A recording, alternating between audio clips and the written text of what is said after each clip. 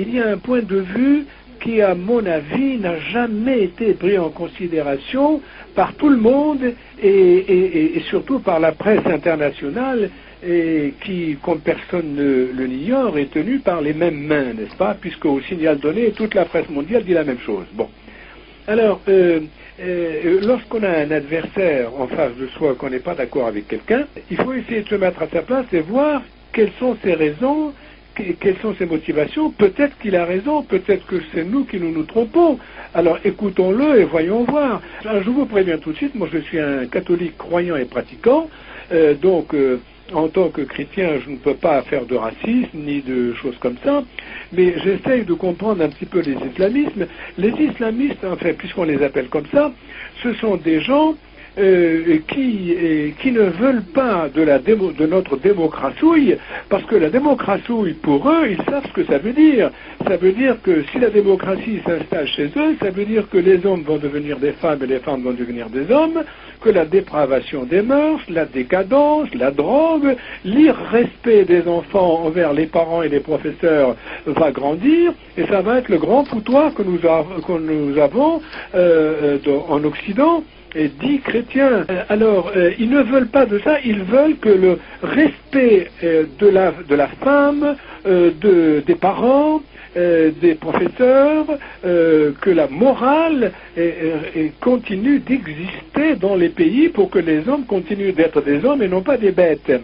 Alors, comme ils voient qu'ils n'ont pas d'autres moyens de lutter contre cette avancée de la pseudo-démocratie qui amène la décadence et la dépravation et la désolation, eh bien, ils ont des actes de violence parce qu'ils n'ont pas d'autre choix.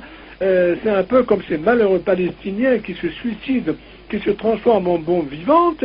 Vous savez, pour en arriver à ça, faut-il être désespéré quand même.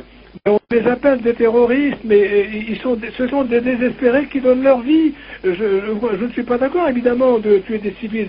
Mais le gars qui fait ça, croyez bien qu'il ne le fait pas de gaieté de cœur. Bon, tous ceux qui, dans le monde, ont des actes de violence regrettables, qui sont eux les premiers à regretter très probablement, ils s'en seraient bien passés si on leur foutait la paix, si on les laissait s'exprimer.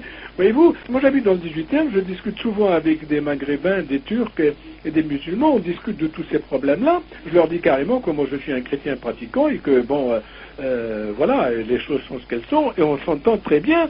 Et je leur dis, mais ces gens qu'on qualifie d'être excessifs, d'être extrémistes, d'être terroristes, comme on dit, c'est la mode, n'est-ce pas? Eh bien, il faut les comprendre, ils ne veulent pas de notre démocratie. La démocratie, c'est la décadence dans laquelle nous vivons actuellement, où les hommes ne reconnaissent plus la main droite de la main gauche, où il n'y a plus d'enfants, où des gamines de 13 ans vont acheter des préservatifs dans des pharmacies. Mais c'est abominable, les arabo-musulmans dans leurs pays respectifs, ils ne veulent pas de cette civilisation-là. Justement, les gens, comme dans le monde arabe, voient les choses différemment. Ils ne voient pas uniquement les choses en termes de démocratie et de droits de l'homme, même s'ils les souhaitent. Ils voient aussi les rapports nord-sud. Ils voient les injustices du rapport nord-sud. Ils voient le pillage sur lequel notre richesse s'est en partie construite au cours des siècles. Et c'est une chose qu'ils n'oublient pas. Et quand vous me parlez de terrorisme, madame, vous devez penser à ceci.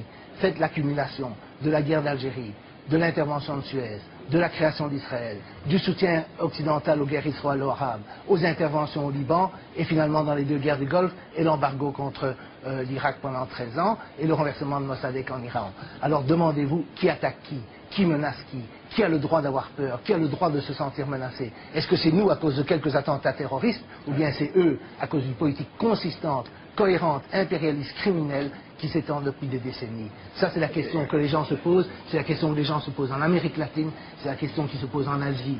Il ne faut pas oublier qu'au début du XXe siècle, il y avait un pacte dans les concessions à Shanghai qui était interdit aux chiens et aux Chinois. Cette période est révolue, et l'Occident et l'Europe feraient bien d'accepter la fin de la période coloniale, de s'adapter à un monde post-colonial et à un monde multipolaire.